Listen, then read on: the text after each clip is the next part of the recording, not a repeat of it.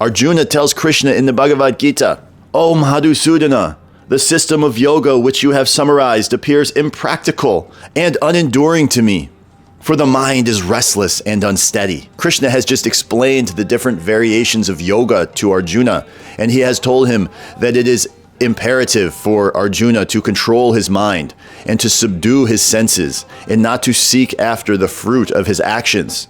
And Arjuna is in a position where he feels, oh, this will never work. Krishna, please, how can I possibly control the mind? For it is very obstinate and strong.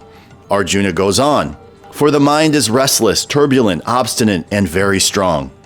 O Krishna, and to subdue it, I think, is more difficult than controlling the wind. I know that I have had the experience in my own life of my mind being very difficult to control. I still have that experience. And this is a common problem for everyone in the world. Their mind is controlling their actions and taking over the direction of what they truly want. So Krishna is going to give us the knowledge and the wisdom that we need for ourselves on how we can overcome the mind. Lord Sri Krishna said, "O mighty armed son of Kunti, it is undoubtedly very difficult to curb the restless mind. But it is possible by suitable practice and detachment." We need to practice mind control of our own selves, and detachment. Detachment of what?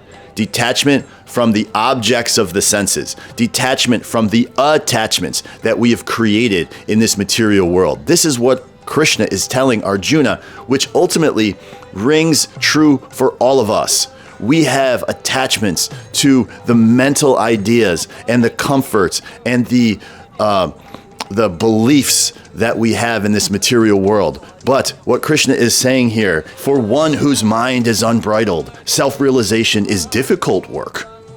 But he whose mind is controlled and who strives by appropriate means is assured of success.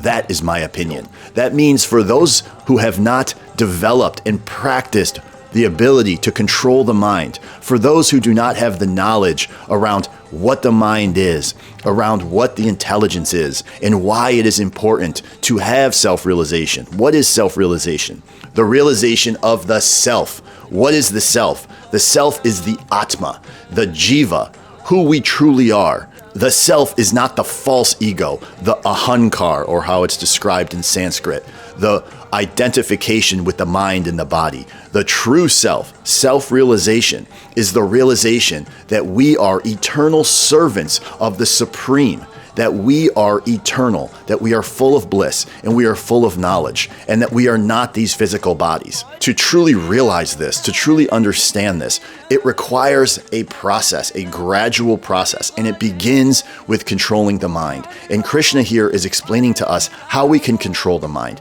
How can we control the mind? Through practice and detachment. So we have to practice. What do we practice? Well, we practice meditation, we practice yoga, and we practice chanting the Hare Krishna mantra. Krishna is describing and sharing to us, giving Arjuna compassionately the direction. This is what you need to do to overcome this miserly weakness. What is the weakness that Arjuna is facing? He's thinking, I cannot control this mind. It is too strong. It is too obstinate. Have you ever felt that way? I know I have. But Krishna is telling us we can control it. How can we control it? Through practice, through detachment. And by doing that, by detaching ourselves from the attachments that we have in this material world, we can actually come to a position of self-realization. So that requires practice. Practice studying the Bhagavad Gita, controlling the mind, bringing it back to thoughts of Krishna, bringing it back to thoughts of spirituality, bringing it back to meditating on verses from the Bhagavad Gita. Don't allow your mind to take you places that you don't want it to go. You are in control of your mind. You can control it. Use your free will to bring your mind back to where it needs to be.